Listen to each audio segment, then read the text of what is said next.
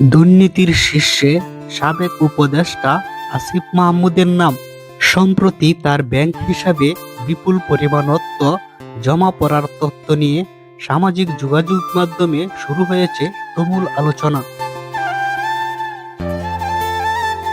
সংশ্লিষ্ট সূত্রের দাবি, অল্প সময়ের ব্যবধানে তার অ্যাকাউন্টে অস্বাভাবিক পরিমাণ টাকা জমা হয়েছে।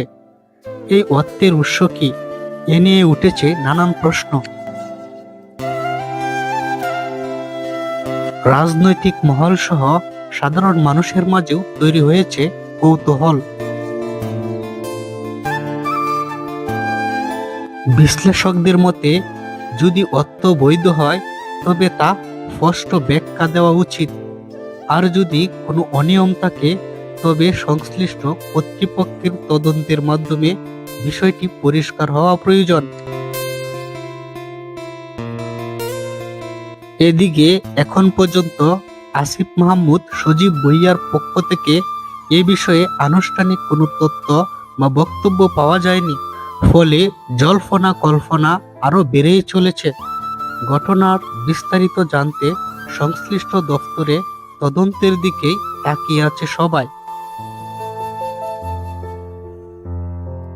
তো বন্ধুরা, এ বিষয় নিয়ে আপনাদের অভিমত কি জানাতে পারেন কমেন্ট বক্সে।